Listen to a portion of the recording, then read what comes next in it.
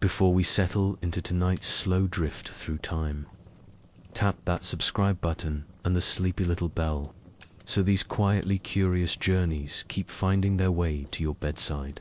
Now, close your eyes while I pour the first drop into an ancient Egyptian clepsydra, the hush clock that guided priests, scribes, and stargazers without ever ringing once.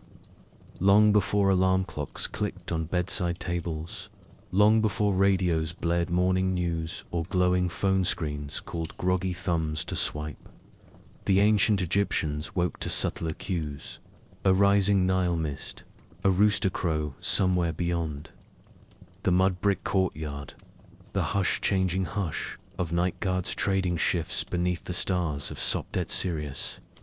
Yet amid these natural rhythms, they invented a mechanical timekeeper part calendar. Part night watch, part devotional puzzle, the Clepsydra. A water clock that dripped steadily, marking hours with nothing louder than a droplet's sigh. It never rang, never clanged, never called out. In fact, that silence is precisely why it thrived in temples and observatories. Somewhere between hush and ritual, the Clepsydra became Egypt's almost alarm, promising precision without commotion, an ideal device for a culture that prized both cosmic regularity and the kind of deep, unbroken slumber we, centuries later, still chase. Picture a pre-dawn stillness in the reign of Amenhotep III, roughly 3,400 years ago. Thebes sleeps beneath a violet sky slashed by Orion's rising belt. Along the avenue of ram-headed sphinx, the braziers gutter low, casting copper halos that kiss the sandstone pylons of Karnak. Inside the temple's walled precinct, a lone priest pads barefoot across chilled flagstones, linen kilt whispering at his knees. In one hand he carries a small oil lamp, in the other a bronze ladle. At the heart of the hypostyle hall, hidden behind cedar doors, stands a tall conical vessel painted with vertical lines, each glyph pair denoting a fraction of the night. First watch, second watch, third watch, fourth. This is the night Clepsydra, the water thief, so named because it steals moments drop by drop. The priest lifts the ladle, tips water into the clock's glazed throat, then kneels to listen. Pluck, pluck, pluck, steady as breath. Satisfied, he straightens, seals the doors, and leaves the clock to its quiet arithmetic. Throughout the night, other priests will note the water's level against incised scales, adjusting incense offerings, timing star sightings, ensuring that dawn's final hymn aligns with Ra's first glint on the horizon. Outside temple walls, the city's humblest dwellings still cling to darkness. Mud-plastered rooms contain mats of bundled papyrus stalks. Woven reed headrests prop necks so sweat can evaporate. Whole families share a single mat, their dream breaths weaving in and out like braided Nile currents. No one owns a clepsydra. The craftsmanship costs dear bronze and hours of artisan labor. For common folk, dawn itself is alarm enough. Yet because the temple's rituals anchor civil life tax, schedules, field irrigation quotas, market days, the Clepsydras' silent drip shapes every villager's tasks, throats, and thoughts, even if they never glimpse its glossy blue glaze. The clock's design is deceptively simple, a tapered pot with a pinhole near the base, through which water escapes at a near constant rate. Interior marks denote elapsed time. Some models flip the mechanism. Water flows in from a thin neck and rises against an interior scale. Either way, the device requires stable temperature, still placement, and a caretaker with the discipline to refill and calibrate. Without resetting, evaporation alters rate. Without cleaning, algae or silt clogs the aperture. Thus the clock isn't a gadget so much as a relationship between priest and vessel, between cosmic time and human vigilance. Like a toddler, it sleeps only if someone drifts with one attentive ear, ready to hush any hiccup. Over centuries, Egyptian engineers refine materials. They shift from porous limestone to baked Nile clay, then to hammered bronze lined with beeswax. They discovered that adding a trace of natron lye retards mold growth, and that polishing the pinholes rim with emery paste smooths flow. Hieroglyphic treatises, dreamt up in scribal houses near Memphis, record experiments. If the aperture, width equal to a grain of barley, is widened 1 grain, water flees swift as Seth's chariot. Another margin note cautions, level the base upon sand dampened but not soaked, lest the weight of water tilt the vessel at 3rd watch. Thus the water clock becomes both instrument and teacher, humbling caretakers to physical law. Because the Clepsydra offers unbroken intervals where sundials fell cloudy mornings, torchlit nights, astronomer priests adopt it 4-star catalogues. On clear evenings, they track Decans rising on the eastern horizon. Each Decan, a 10-day star group, functions as cosmic tick mark. But Decans shift seasonally, and clouds mislead. Water's drip never does. So, around 1500 BCE, scribes start dividing night into 12 equal hours measured by Clepsydra, each hour indicated by a deified star. They etch star maps on tomb ceilings. Nut, goddess of the sky, swallowing Ra at sunset, birthing him come dawn. 24 stars sliding along her belly and back. Pharaohs believe precise star hours guide their souls through Duatha afterlife labyrinth. Thus, water clock accuracy becomes not just practical but salvify. Yet for all their cosmic heft, Clepsydras never spread widely into homes. The expense, the care, the utter silence they suit temples and elite observatories, but not, say, a reed fisher's hut where toddlers chase geese and goats knock over pots. Instead, domestic life times itself by smell. Bread's yeasty swell tells a mother to bank the coals. A donkey's bray outside hints that the neighbor begun grinding barley. The Nile's noon glitter on windowsill says it's time to seek shade. In this sensory orchestra, a ringing bell would feel rude. So Egyptians seldom develop audible alarms. Even palace servants prefer soft cues. A handmaiden spills a small jar of scented myrrh beneath the queen's pillow at dawn. The aroma rouses gently, no clang needed. Ancient sources lack a word for alarm equivalent to our jarring buzz. The concept appears millennia later amid factory sirens. Fast forward to the bustling metropolis of Alexandria. Circa 250 BCE, the Mausians' colonnades glimmer with parchment scrolls. Nestled among mathematicians and poets is Ctesibius, the barber-turned-inventor. He inherits Egypt's water clock tradition and supercharges it. He recognizes water's flow narrows as pressure drops, so hours lengthen towards emptying. His solution, float regulators and differential gears. He builds a tall clepsydra, where rising water lifts a wooden float. The float's rod drives a tooth rack. The rack turns a small gear. The gear tips pebbles into a bronze bowl every hour, an audible plink. It's still gentle, but at last the water clock rings. Patrons marvel. They call it horologian. He adds dials, rotating discs painted with zodiac figures, a mechanical songbird that chirps at noon.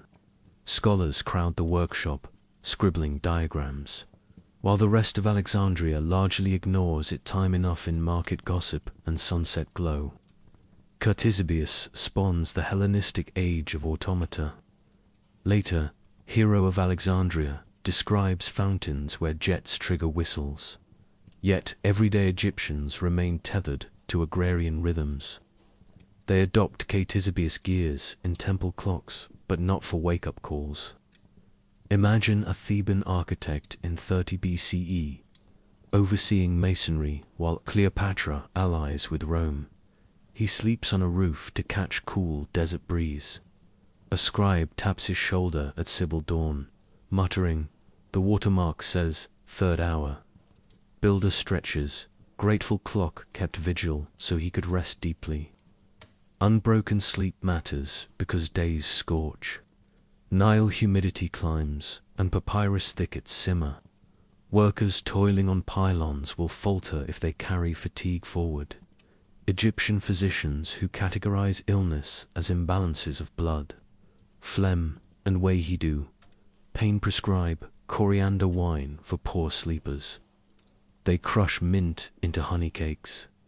They warm oil infused with desert lavender to rub on temples. Excavated Eber's papyrus lists incantations. Be silent, O restless ones, for Sekhmet closes eyes with cool breeze. All this underscores the culture's respect for rest. A clock that shouted would contradict medical counsel. And so, the Clepsydra that never rang persists quietly across dynasties. A droplet metronome kneeling beside altars. The priestly caretaker passes craft to apprentice. Apprentices tweak angle of base, test new alloys, jot corrections on astraca shards. One night, a young novitiate yawns too long. Water overflows. First watch, him is late. Elder scolds with cane. The boy learns. Even silent tools need vigilant ears. Years later, he'll design a conical clepsydra for a Nubian provincial temple, shipping instructions painted in indigo ink. The parchment will survive, its edges nibbled by time, to be found by modern archaeologists who puzzle over glyphs for water of dawn measured true. By the late Roman period, Egyptian garrisons house hybrid clocks, Roman bronze basins with Egyptian scale marks. Legionaries unused to such hush sometimes attach small bronze flaps that clang softly when float strikes them, improvising alarms. Locals roll eyes.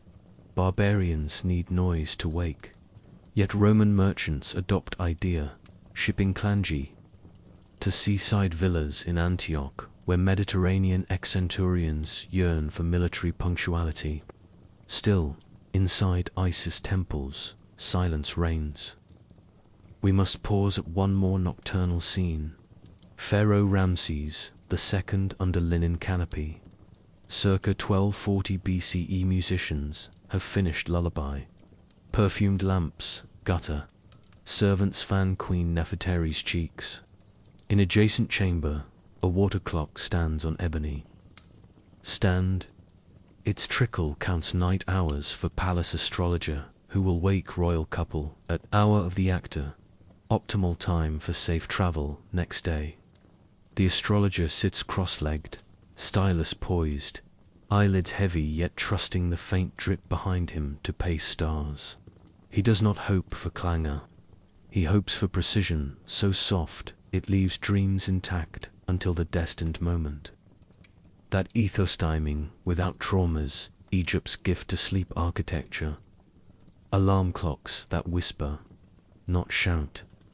Across millennia, modern humans will invert priorities.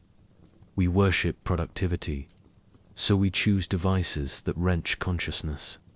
From delta waves at arbitrary buzz, we call that progress. But there is wisdom in water's whisper, in a clock that keeps vigil yet lets dreamers wake at gentler cusp of awareness. Perhaps we might reclaim it. Swap buzz for burble, clang for drip, rushing day for measured tide. Egypt, reading our insomnia, might nod knowingly from across time. The Clepsydra never rang because true wakefulness begins in stillness. Night drapes itself across Alexandria's harbor, cloaking cedar-masted grain ships and the alabaster warehouses, where scribes still shuffle amphora seals against papyrus manifests. Somewhere beyond the Pharos lighthouse, the Mediterranean heaves its slow winter sigh, black as ink and just as thick. Within the Mausian complex, however, dozens of oil wicks gutter on brass stands, refusing to yield to darkness. Marble colonnades echo with sandal slaps and the faint scuffling of rolled scrolls dragged over mosaic floors. An apprentice named Dositheos kneels beside a towering Clepsydra, recently modified by his mentor, the ever-restless engineer Ctesibius. Dositheos's eyes burn from hours of copying star lists, yet the water clock's tinkling cadence steadies his pulse like a mother's heartbeat. At the stroke of the 9th hour, after Dusky estimates by the float's height, must wind a tiny bronze chain that lifts a miniature herm of Thoth. When the god's feet clear a hidden shelf, a pebble tumbles down a spiral slide and pings a cymbal the size of a fig leaf. The sound is soft but metallic, traveling down vaulted corridors where librarians catalogue dreams of empire. It is not an alarm in the modern sense, rather a chime, polite as a silver spoon tapped against wineglass crystal, announcing the night's turn from deep second watch into contemplative third. Philosophers listening in distant study niches use that chime like a metronome for thought, time to stretch, to sip mulled date wine, to sharpen quills. No one jumps, no one curses. The clock keeps temperament befitting scholarship.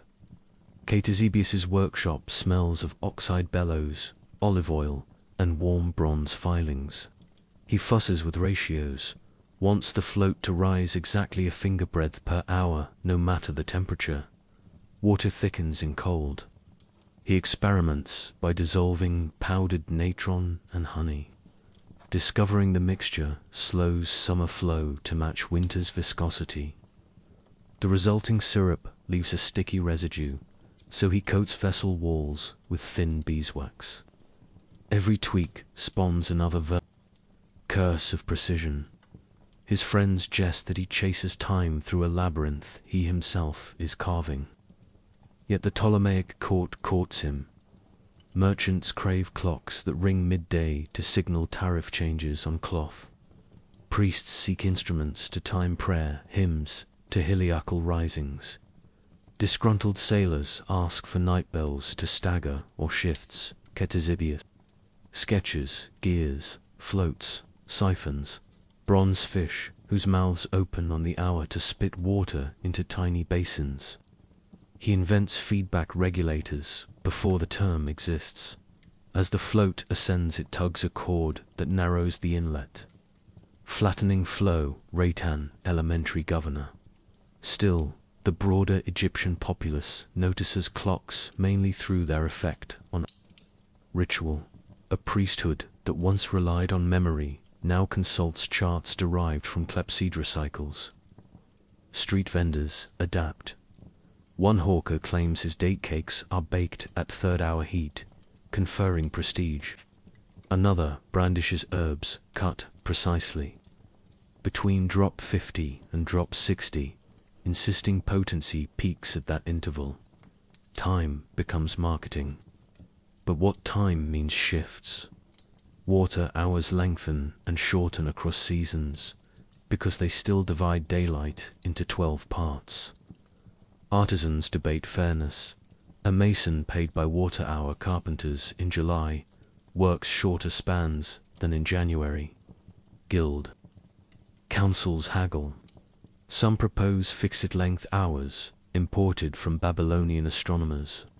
Scribes hold symposiums on temporal philosophy, arguing whether hours are human tricks or cosmic truths.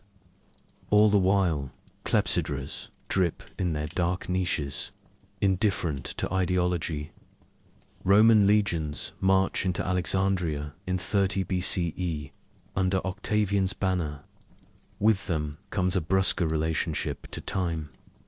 Legion quartermasters crave regulated watches. A miscounted night segment can doom a surprise assault. They retrofit Egyptian Clepsydras with loud clappers, each time the float reaches a notch. A lever snaps, slapping a bronze mirror that clangs like distant shield on shield. Egyptian priests listen, scandalized. Night silence shattered by barbarian racket, yet some adopt the innovation secretly, loving how the slap jolts sleepy acolytes at incense replenish duty. That hushed tone clang is the first audible alarm many Egyptians have ever heard. Across the Mediterranean, in Rome proper, water clocks already adorn patrician villas. Most come from Greek workshops, shaped like miniature temples, marble pedestals, Corinthian columns framing a central scale painted lapis lazuli. But Romans crave spectacle. Vitruvius, in Book 9 of De Architectura, describes Clepsydras with Aura's tiny bronze Jupiter and Mars figures sliding round a dial as hours pass. Wealthy senators host dinner parties timed by such devices. Each course served when a particular planetary god completes his segment. Guests applaud the engineering while mentally tabulating the cost. Servants hate them, miss the planetary cue and risk a flogging. They begin breaking pinholes ever so slightly, sabotaging flow so dinner runs long, giving kitchens breathing space. Timekeeping meets labor struggle. Yet, for all Rome's bravado, public life still follows sun and civic bells. Monumental clocks are status toys, not municipal infrastructure. Julius Caesar's calendar reform of 46 BCE standardizes days, but doesn't standardize minutes. Only in large military encampments do water clocks truly matter. Without them, watches drift. Each contubernim of 8 soldiers carries portable clepsydras made from copper bowls. The bowls have calibrated holes, so one empties in an hour. Relief guard flips the bowl into a measuring cistern. Thus time flows literally from one vessel to the next. Rain, rust, or dent ruin accuracy. Commanders issue spares. Young recruits, dreading late watch duty, sometimes poke extra holes so bowls empty faster. Proto-time theft. Punishment is harsh. Loss of wine ration. Christian monasteries soon adapt water clocks for canonical hours. Silence is central to life, yet psalms must be intoned at matins, Lord's prime. Clepsydras offer stealth precision. At St. Catherine's in the Sinai desert, 6th century monks set a brass bowl inside a stone basin. They rest an iron stylus on the lip. When water drains fully, the bowl sinks. Stylus topples, striking a hanging bell. The note is soft but sufficient to wake the sacristan, who then pulls a rope for the broader community. Thus, the silent drip births a bell that births chorus. Layers of mediation buffer noise, preserving tranquility in Baghdad's house of wisdom. Scholars fuse Hellenistic hydraulics with Indian astronomical instruments. During the Abbasid Golden Age, engineer Al-Jazari 12th C designs grand water clocks that push alarm mechanics to high theatre. His famous castle clock features doors that open on the hour, revealing robots, automated falcons dropping pellets onto cymbals, puppets rotating through zodiac tableau, trumpeters blowing whistles via water pressure. The spectacle awes caliphs and foreign emissaries. But the largest leap is functional. Al-Jazari adds a flow regulator, float valve ancestor, to the toilet tank. Ballcock keeping outflow constant despite reservoir height. For the first time, water clocks keep nearly uniform hours, day and night, season to season. Yet while they can trumpet calls to prayer, they seldom rouse sleepers privately. The devices are civic showpieces, not bedside companions. Europe watches. Islamic engineering through Andalusian ports and crusader encounters. Returning crusaders report clocks that sing. Monastic tinkers replicate simplified versions using wine barrels. By 1300 CE, French cathedral towers install water-driven bells that chime daylight quarter hours. Town burghers still rely on sunrise for shop openings, but curfew bells now ring by mechanical decree. Sleep patterns shift. Late-night tavern revelers know precisely when curfew tolls. Guards closing gates practice syncing their lantern patrols to the drip and strike of the civic clepsydra. Error breeds unrest. If the clock runs slow, drunkards linger and fights erupt. If fast, beer sales plummet and brewers complain. City councils fund clock maintenance, codifying time as urban commodity. Meanwhile, domestic life inches toward audible alarms. In 14th century Florence, wealthy cloth merchants commission miniature clapper clocks.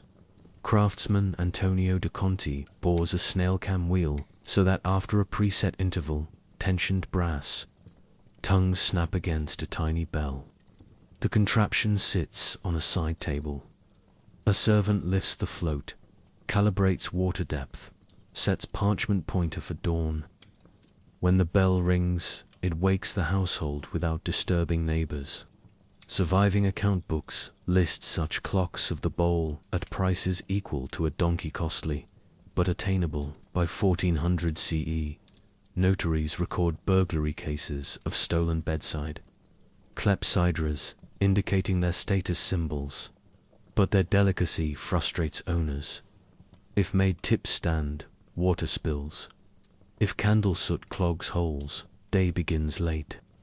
Tinker guilds flourish. Northern Europe favors weight-driven verge escapement clocks after 1300. Less finicky in freezing climate. Yet water clocks persist in bathhouses where humidity wrecks iron gears. German public baths mount clepsydras behind bather benches. When float lifts a wooden figure of Saturn, time's up. Attendant knocks on booth. Patrons luxuriate precisely 20 minutes, no more. Thus, water clocks become managers of leisure as well as labor. Renaissance polymaths revisit clepsydras eager to quantify human tasks. Leonardo da Vinci sketches a portable draftsman's clock. Water drips onto a wheel whose slow rotation moves a tiny brush marking parchment. The length of spiral trace equals elapsed painting, time useful for tempera drying tests. Though never built, the idea foreshadows. Productivity apps measure output, adjust workflow. Yet Leonardo notes a drawback. Travel jostling ruins, drip steadiness in 17th century Dutch Republic. A merchant named Peter van Petegem, marketing tulip bulbs, wants dawn alarms without keeping servants. He commissions clockmaker Salomon Costa to marry clepsydra, float action to spring wound bell. The device includes a wick cutter, so that when the float falls to dawn mark, it pivots a blade snuffing bedroom candle. The sudden darkness wakes sleeper gently, no clang required. Customers adore novelty, oversleeping risk plummets. Candlemakers protest lost wick sales. Some versions pivot a mirror to reflect sunrise into the bedchamber water pound. Dawn simulation centuries before smartphone light alarms. Still, public consciousness clings to louder cues. Industrial revolution looms. Factories will blast. Whistles. But between silent drip and bellowing horn lies transitional space, creativity flowering. In 18th century Cairo, coffeehouse owners use decorative clepsydras each hour. Colored beads tumble through glass tubes, mesmerizing patrons. When red beads fall, shisha braziers are replaced. When blue beads fall, storytellers swap seats. Time becomes mood lighting. British tourists sketch the spectacle, dubbing Cairo city of our beads. Back in Paris, astronomer Jean-Baptiste Seward designs a mercury clepsydra immune to frost.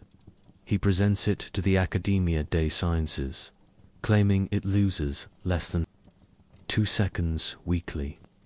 They applaud accuracy but worry about mercury vapors. Sewage shrugs.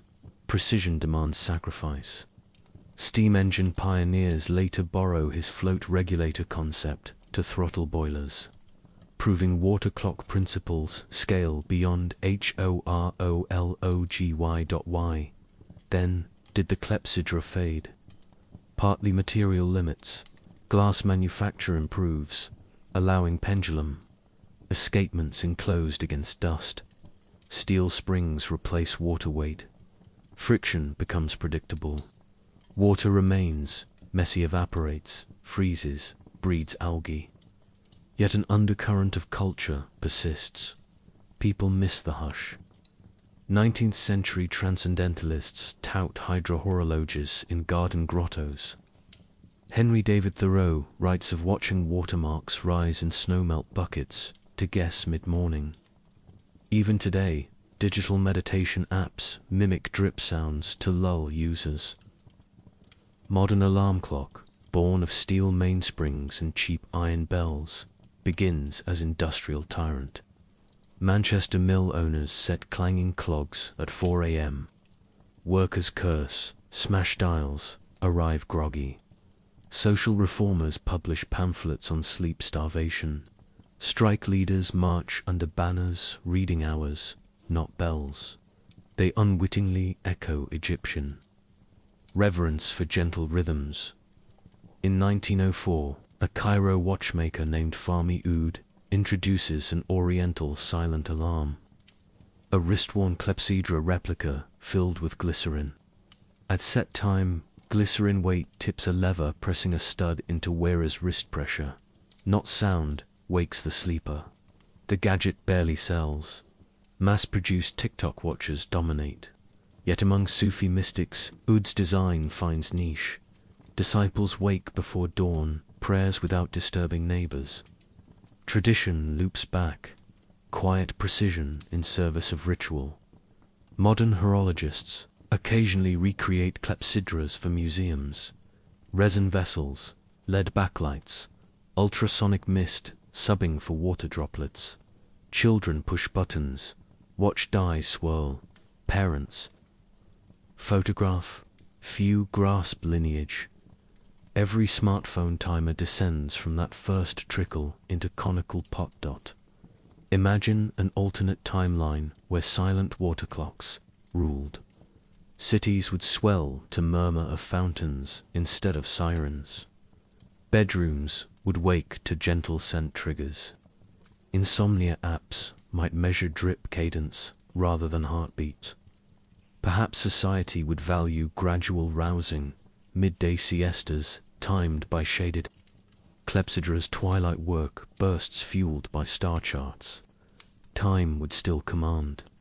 But softly, our voyage so far has wandered from Karnak priests to Abbasid engineers, Roman legionaries to Dutch tulip moguls, each adding clapper or float, bird or bell, then circling back to hush. We have seen how water, patient and relentless, mentored humanity in precision without panic. Ahead lies the industrial raw steam whistles, shift sirens, factory hooters and the digital chime echoing them. But between roar and whisper there remains a thin rivulet, still flowing for those who prefer to wake as Egyptians once did, by the quiet arithmetic of droplets. Part 3. The year is 1827, and the hiss of steam has begun to seep into the morning air of Manchester like an impatient serpent. Strike whistles pierce dawn's half-light, yanking mill workers from straw mattresses, before sparrows can test their throats. These new alarms are anything but gentle. They shriek from iron tubes atop brick chimneys, a banshee chorus summoning thousands to clattering looms. The quiet drip of Egypt's clepsydra feels impossibly distant, but you can still trace a thread. Between them, For every clang now timed by factory owners is plotted on a rotating brass drum that owes its ancestry to Ctesibius's geared floats. Water is gone, swapped for falling weights and coiled springs. Yet the urge to measure and to command, wakefulness remains the same old human itch. Picture a cramped back-to-back terraced house in Antioch. Sarah Dawkins' cotton piecer, age 15, starts from sleep as the mill whistle shrills. Her father bought a cheap German knocker-upper alarm the previous Christmas, a tin cylinder with a spring-wound hammer that rattles the shutter frame. 5 minutes before the mill whistle as insurance against fines for lateness. Sarah hates its staccato clatter. To her ears it sounds like a loom malfunction, nightmares chasing daylight. She drags herself from straw, ticking already grey with lint, coughs, soot, and thinks dimly of a rumour. Some London doctor says to little sleep, stunts growth. She is 5 feet tall and suspects the doctor is right. But rent demands vigilance. The water clocks of Alexandria never had to answer. Across town, at Dalton Street Reform Club, radicals sip weak coffee while plotting pamphlets about alarm tyranny. They quote Robert Owen, who argues that a humane workday must start no earlier than 6. One pamphlet mockingly sketches a clepsydra with thick chains, padlocks hanging from its rim, captioned, "New Egyptian instrument for binding Englishmen to drudgery." The satire misses history. It was industrialists, not Egyptians, who forged the chains, but the image sticks. Soon public lecturers reference Pharaoh's clock whenever decrying factory discipline. Meanwhile, in Paris, a different revolution of sound is underway. In 1847, Antoine Redier patents the first adjustable mechanical alarm clock, affordable to the petite bourgeoisie. Gone is water. Brass gears regulate a hammer that strikes a tiny bell mounted above the dial. The novelty, a pointer the user can set to any hour. Redier advertises, "Réveillez-vous à votre désir. Wake when you wish." Middle-class clerks, previously reliant on city bells or domestic servants, flock to purchase. Reviewers marvel. Liberty now lies beneath a glass dome. Yet some lament the loss of gradual dawn. Letters to the journal des Savants cite fatigue, headaches, physicians' coin syndrome, décloge, bell shock. The Ottoman Empire, meanwhile, hovers between old and new. In a Damascus madrasa, students still rely on a centuries-old hydraulic clock that moves stars across a painted dome ceiling, chiming softly for each prayer. But in the bazaar outside, watch dealers import Swiss pocket watches with tiny repeater. Alarms imams debate, is a foreign bell permissible if it ensures timely salat? A fatwa rules that intention trumps mechanism. Soon merchants brag their repeater strikes as soft as water on marble, Copting Egyptian metaphor for marketing. Jump forward to Massachusetts, 1876. Seth E. Thomas Clock Company unveils the long alarm, a bedside unit whose mainspring reserves a full minute of hammering. Factory owners buy in bulk, handing them to new hires, along with miniature rule books. Workers nicknamed them Little Boss. At the same time, quack entrepreneurs sell Silent Servant, a sand-drop clock modeled after hourglass. At set time, a lever tips the whole frame, dumping sand onto sleeper's face. Advert copy shouts, "No racket. Nature wakes you. Few buy twice." Yet both gadgets rely on gravity's steadiness. The same physical law Egyptian priests used. How old principles re-emerge in absurd forms. As the 20th century dawns, electricity rewires the conversation. In 1908, General Electric markets the Telechrons sleep meter, an electric clock with neon dial and buzzer. It plugs into wall sockets appearing in middle-class homes. Ads depict serene couples rousing to a subtle hum, promising no ticking, no winding, no water. Water clocks vanish from public memory outside museums.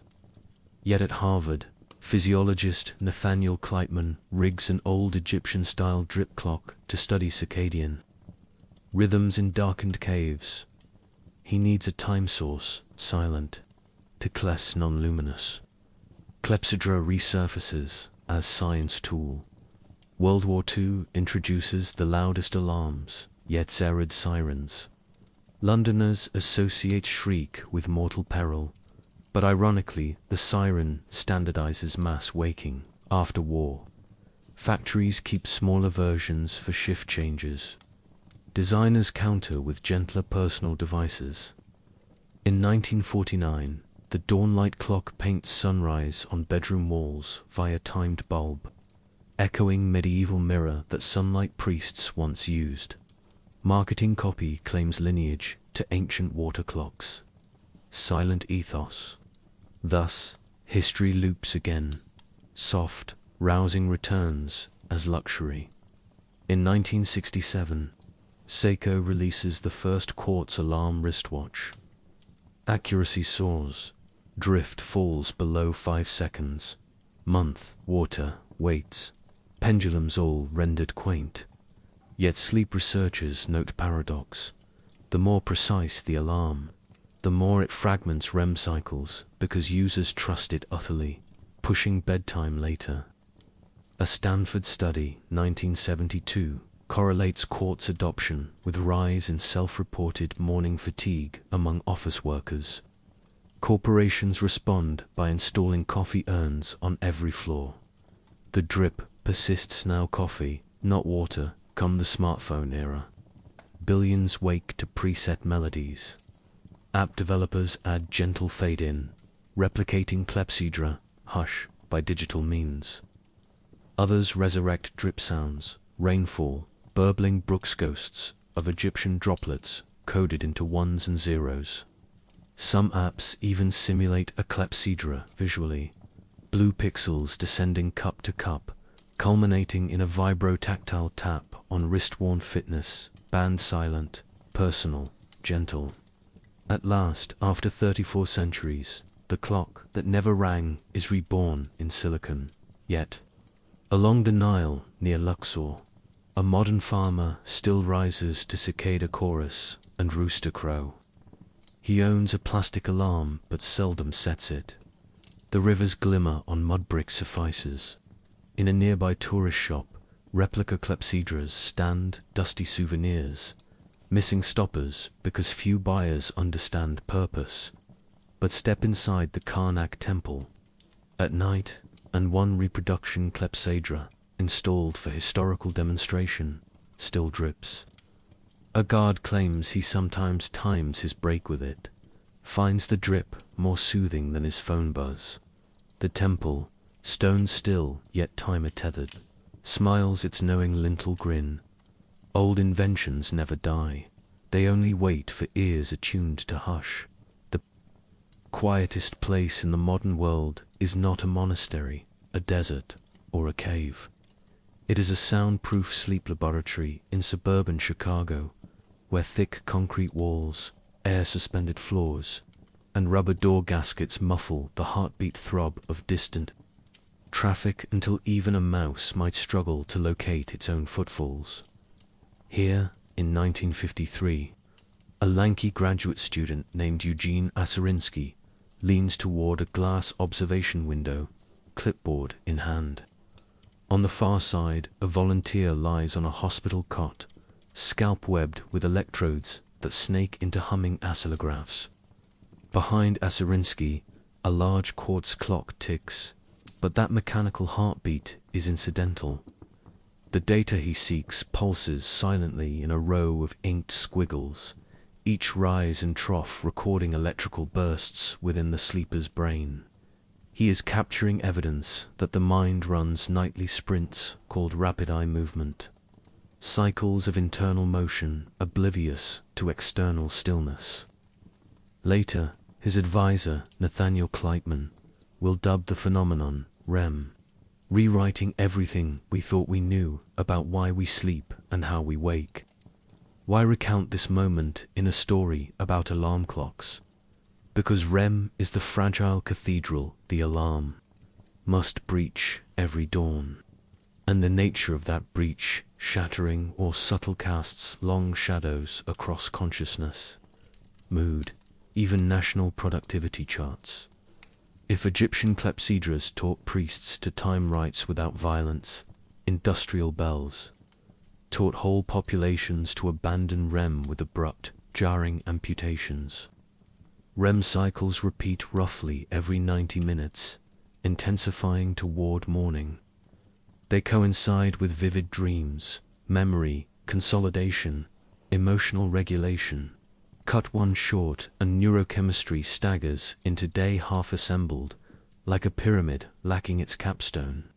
A Sarinsky's lab soon proves that subjects woken by loud alarms in mid-REM exhibit irritability, slowed reflexes, and hormonal turbulence that lingers hours. Army boot camps, nonetheless, keep using clanging reveille. Factories keep sirens. Fatigue becomes invisible tax upon society, paid in accidents, depression, divorces, blamed vaguely on morning grouch. Legislators ignore data. Productivity graphs dominate. But within a decade, psychologists in Zurich, Tokyo, and Palo Alto start tinkering with gentler wake protocols. At Stanford, William Dement rediscovered the essence of Clepsydra hush by attaching a silent, vibrating pillow to subjects. Instead of beep or buzz, a soft tremor rouses them after polysomnograph shows they have exited REM. Subjects report feeling as if they awoke spontaneously. Neuroimaging, primitive by modern standards, shows cortisol spikes far milder than buzzer. Group, industry yawns. A vibrating pillow costs more than a steel bell. Yet high-performance sectors pilots, surgeons, nuclear plant shift, teams listen. NASA commissions phase arousal alarms, devices that track body temperature microfluctuations to estimate sleep cycle, then gently escalate stimulus, faint light behind eyelids, low frec vibration under collarbone, finally audible chime. If needed, astronauts on Skylab test prototypes. Mission transcripts note they awake less punchy. A phrase that never appears in marketing copy, yet sums a 1,000-year journey from Karnak Strip to orbital dawn. Outside labs, pop culture grapples with alarm anxiety.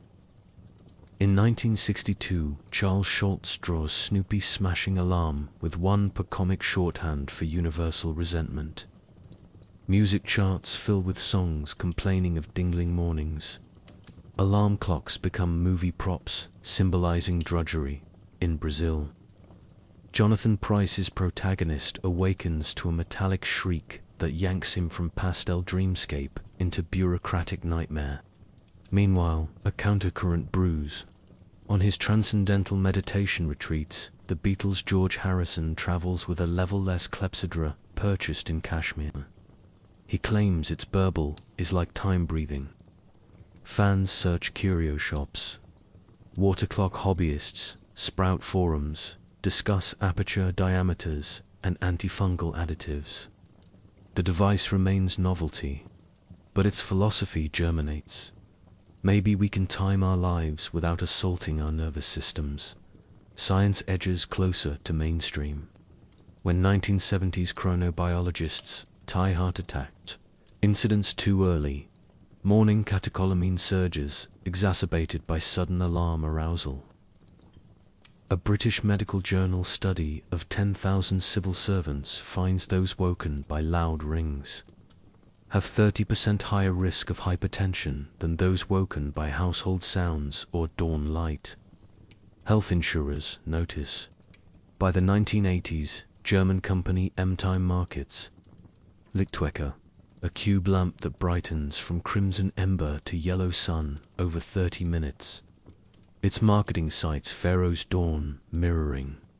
though the engineers know their heritage actually flows from Redia to NASA through Kleitman. Sales spike among seasonal affective patients in Scandinavia. Soon French eco-spas add dawn lamps to every chalet, billing them as hydrochronotherapy without water. Interestingly, prisons test them too.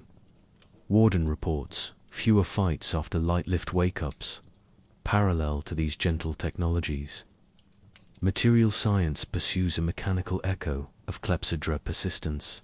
The automodulated escapement engineers at Seiko design a wrist alarm where a piezoelectric crystal senses skin conductance.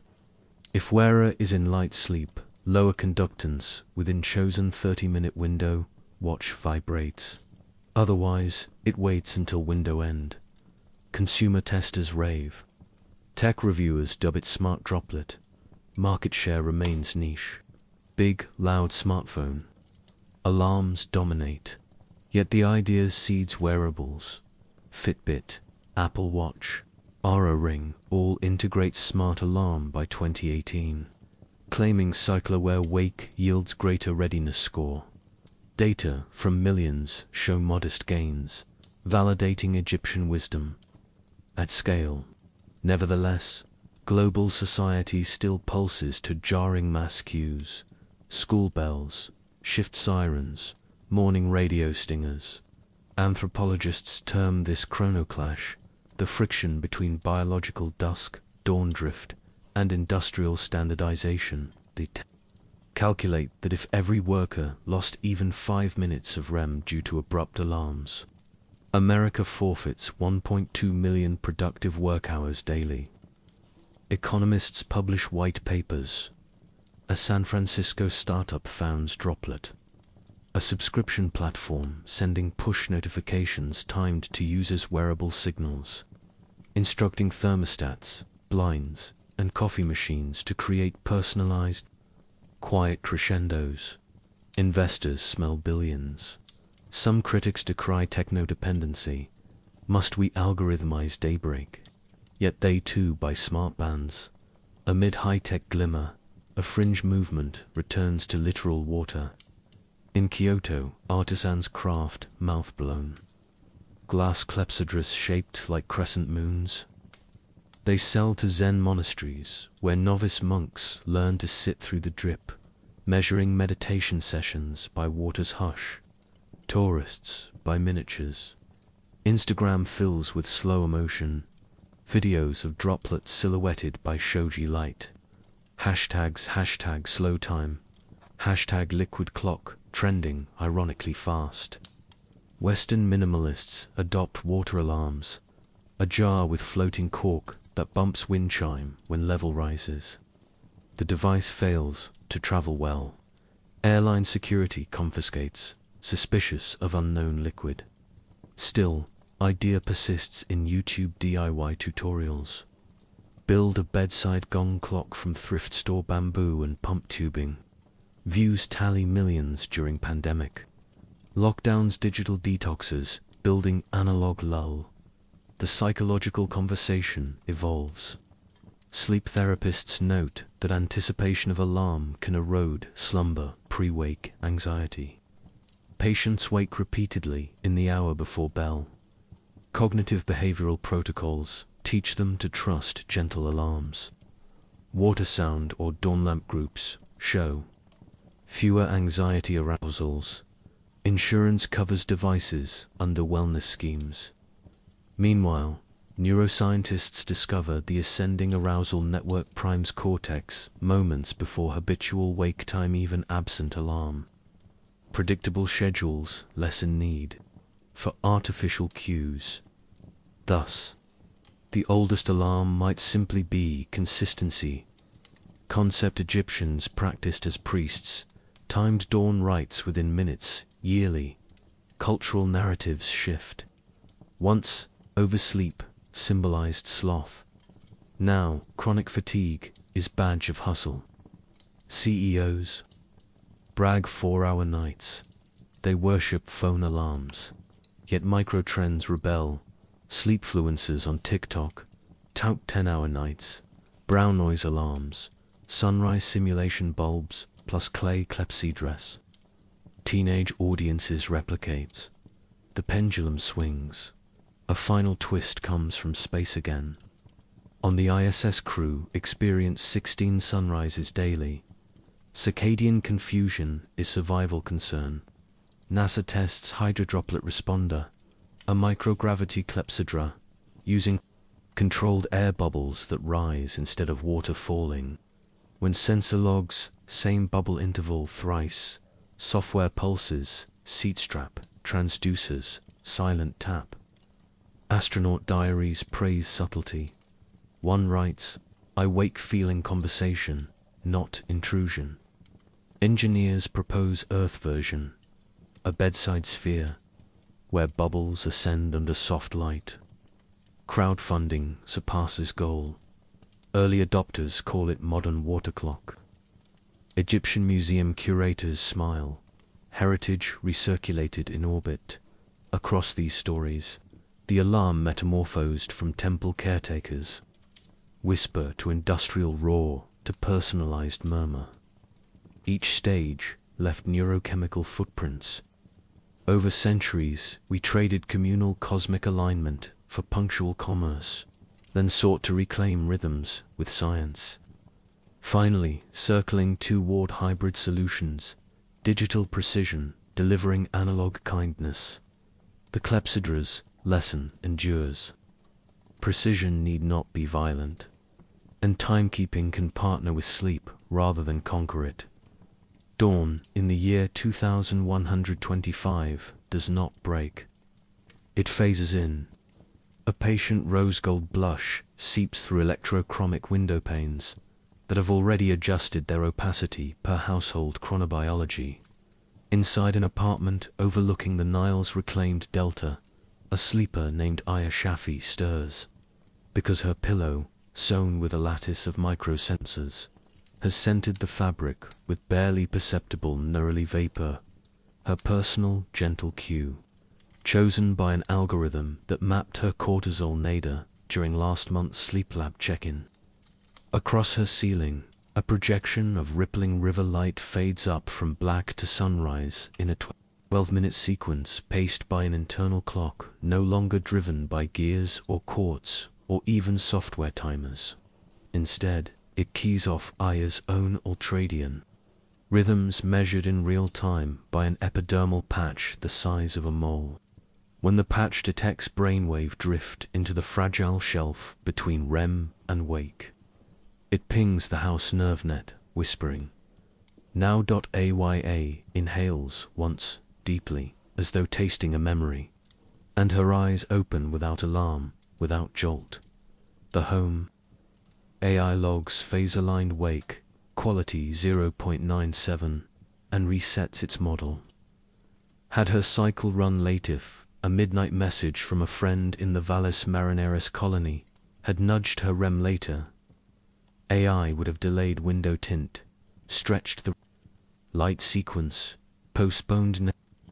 Time is no longer master, but a collaborative partner, one part ancient Clepsydra patience, one part machine precision, braided into something neither water nor buzz, but more personal.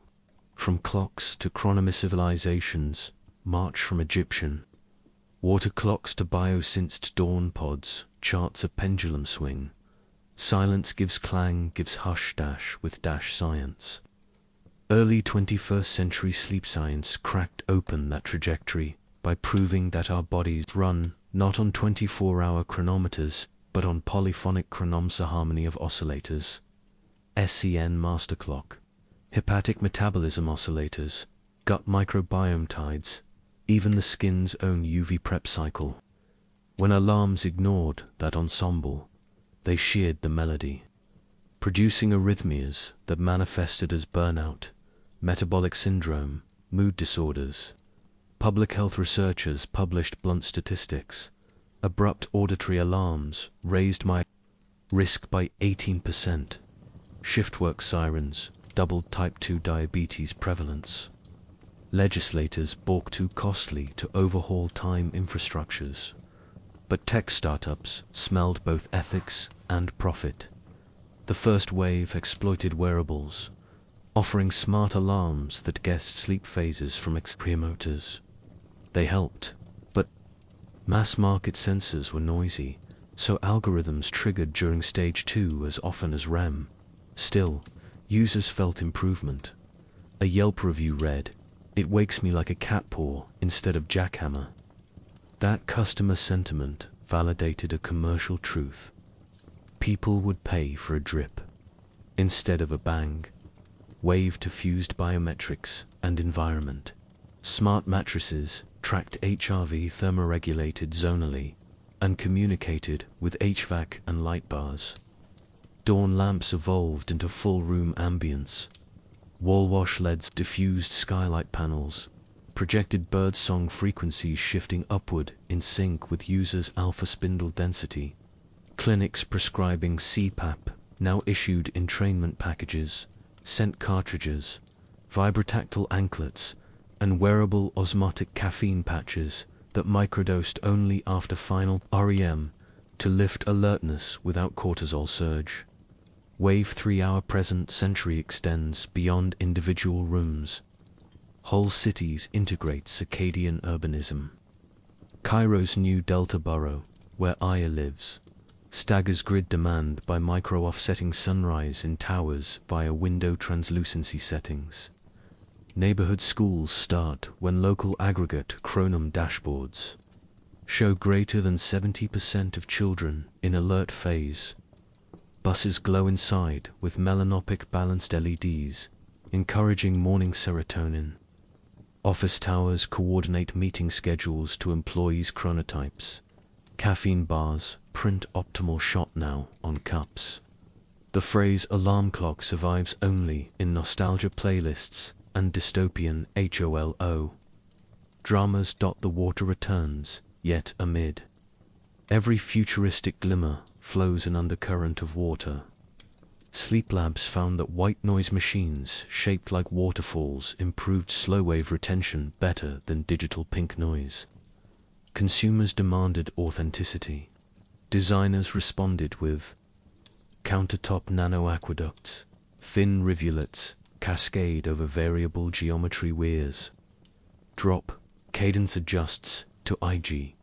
In effect, homes readopt Clepsydras, not as timers, but as pacers, subliminal metronomes coaxing delta waves.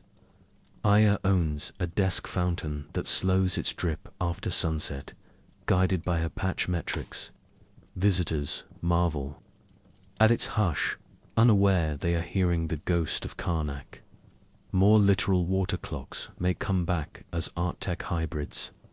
Berlin's Zeitbrunnen installation is a 40-meter tower of stacked glass bowls. Each fills and tips on the hour, ringing crystal rods. The flow algorithm references citywide sleep sensor averages. When citizens lose sleep exam season, heat waves. The tower elongates intervals, encouraging longer nights by delaying bus departures synchronized to its chimes. Some critics call it techno-paternalism, others call it civic lullaby. Communal dawn, the return to community ethos resurrects an even older practice, dawn watchers. In eco-villages, on reclaimed coastlines, residents volunteer as aurora stewards.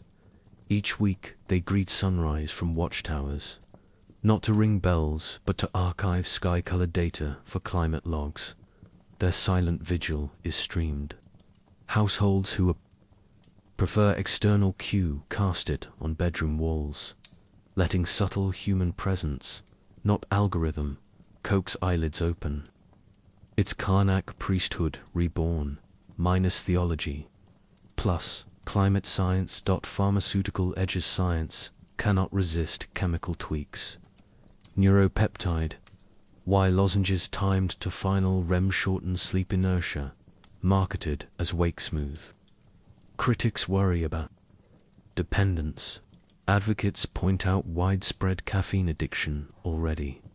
Genetid dogs bred to catnap accompany shift doctors, modeling polyphasic rest. Yet, even as pharma intrudes, Water clock philosophy whispers caution, no jarring transitions. Resisting the hush knot, everyone embraces hush. Underground clubs in Neo-Tokyo stage alarm raves at 5 a.m., blasting archived factory whistles to rebel against biosynced conformity. Historians note the irony. Industrial clang, once a symbol of oppression, becomes counterculture spice. Merchants sell retro metal bells. Some teens strap them to hoverboards like cowbells at alpine festivals. The noise movement reminds society that not all brains crave gentle coaxing. Some hearts race for shock. Cosmic clocks of planet colonies face unique chronon puzzles. Mars' soul lasts 24H39 meters. Early settlers tried to shoehorn Earth's circadian into longer day with 39-minute darkroom extensions. Insomnia skyrocketed, so they adopted dual-phased clocks. Earth synced for comms, Mars synced for bodily rhythms. Martian Clepsydras drip tinted glycol under 1/3 G, forming slower beads. Colonists project them in plazas as art. Droplets freeze mid-fall some nights, reminding watchers of both fragility and persistence. Lunar stations, with fortnight-long days, abandon sunlight anchor entirely. They orchestrate 24-hour cycles via wearable photonic tattoos, emitting blue wavelengths inside suits. Alarms there are purely tactile, bone conduction pings along clavicle. A recorded mantra plays, rise gentle, for gravity is harsh. Water clocks are impossibly quid management to costly, but some visitors carry vials of earth river water, dripping one bead each night into micro basins as ritual homage to origins.